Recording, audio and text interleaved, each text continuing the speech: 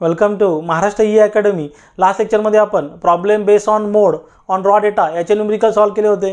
आजच्या लेक्चरमध्ये आपण problem base on mode on ungroup data. बघा रॉ डेटामध्ये काय होतं का सिंपली तुम्हाला नंबर दिले होते आणि अनग्रुप डेटामध्ये काय असेल तुम्हाला इथे xi आणि fi ची व्हॅल्यू इथे दिली असेल। बघा xi ची व्हॅल्यू सुद्धा तुम्हाला दिलेली असते आणि fi ची व्हॅल्यू सुद्धा तुम्हाला इथे दिलेली असते। याच्यावरून सिंपली तुम्हाला काय करायचं आहे, सिंपल तुम्हाला इथे ऑब्झर्व करायचं आहे आणि मोडची व्हॅल्यू तुम्हाला इथे फाइंड आउट करायची आहे। बघा रॉ डेटा आणि अनग्रुप डेटा सिंपली तुम्ही ऑब्झर्व करून मोडची व्हॅल्यू तुम्ही इथे फाइंड आउट करू शकता।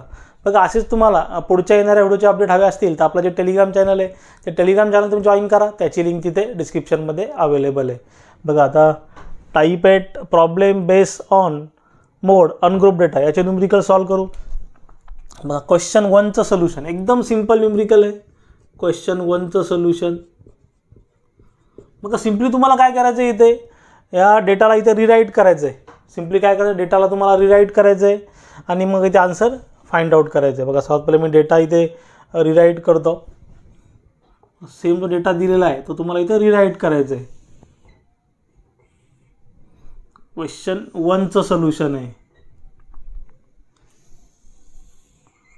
हार्डली 2 मिनिटाचं काम इथे आन्सर फाइंड आउट करणं।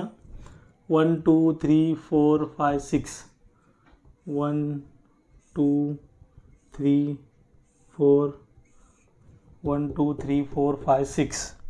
बघा इथे काय काय दिलं आपल्याला, मार्क्स दिलेले आहेत। बघा मार्क्स म्हणजे आपली ही काय झाली, xi ची व्हॅल्यू झाली। नंबर ऑफ स्टुडंट्स आपली काय झाले, फ्रिक्वेन्सी झाली fi।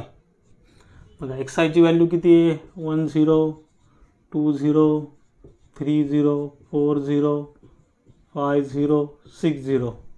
देन fi म्हणजे नंबर ऑफ स्टुडंट्स 5 12 2 0 1 0 3 आणि 2। बघा इथे मार्क्स दिलेले आहेत आणि किती मुलांना किती मार्क्स भेटले ती फ्रिक्वेन्सी तुम्हाला इथे दिलेली आहे। बघा 10 मार्क्स इथे 5 मुलांना भेटलेत, 20 मार्क्स इथे 12 मुलांना भेटलेत, 30 मार्क्स इथे 20 मुलांना भेटलेत, 40 मार्क्स इथे 10 मुलांना भेटलेत, 50 मार्क्स 3 मुलांना भेटलेत आणि 60 मार्क्स तुम्हाला 2 मुलांना भेटलेत। बघा ज्याचं जी value maximum number of repeat झाले तिला आपण काय बोलतो, मोड बोलतो। बघा ह्या केसमध्ये बघा, तर ह्या केसमध्ये तुम्ही ते ऑब्झर्व करा, जे बघा 30 मार्क्स आहेत बघा इथे 20 टाइम्स रिपीट झालेले आहेत। बघा 30 मार्क्स काय आहेत म्हणजे मॅक्झिमम 20 टाइम्स ते रिपीट झाले आहेत। म्हणजे इथे आपला मोड काय होतो, mode for this question mode is equal to 30।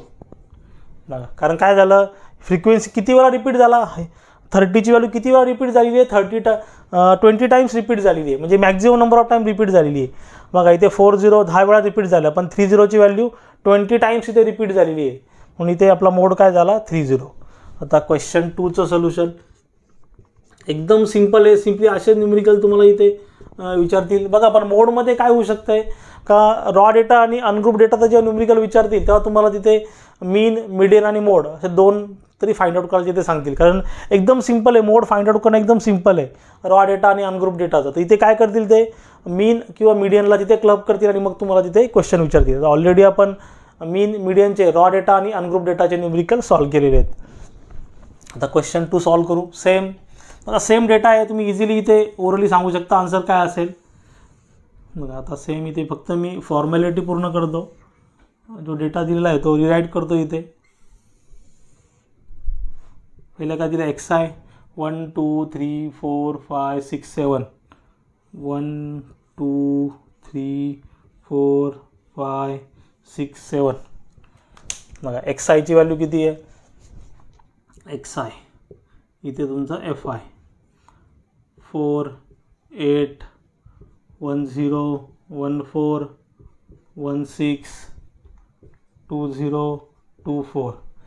fi बघा 2 3 6 2 0 8 1 0 आणि 1 4। बघा आता बघा ही 1 4 ची व्हॅल्यू बघा इथे तुम्हाला ऑब्झर्वेशनने समजतंय। आता ही 1 4 ची व्हॅल्यू काय 20 टाइम्स रिपीट झालेली। बघा मॅक्झिमम आहे, याच्यामध्ये तुमची फ्रिक्वेन्सी काय मॅक्झिमम आहे, म्हणजे आपला इथे मोड काय असेल, बघा मोड इज इक्वल टू 1 4।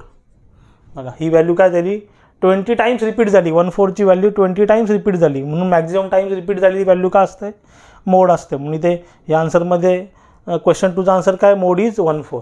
बघा अशा प्रकारचे सिम्पल न्यूमेरिकलचे ते एक्झाममध्ये विचारतात. त्याच्यामध्ये तुम्हाला अजून काय डाऊट असतील तुम्ही जरूर मला कमेंटमध्ये विचारू शकता. आणि मी सांगितलेलं समजलं असेल तर चॅनलला लाईक शेअर सबस्क्राईब करा. साईडला जे बेल आयकॉन बटन आहे ते प्रेस करा, म्हणजे माझ्या पुढच्या येणाऱ्या व्हिडिओची नोटिफिकेशन तुम्हाला सर्वात पहिले भेटेल. थँक्यू.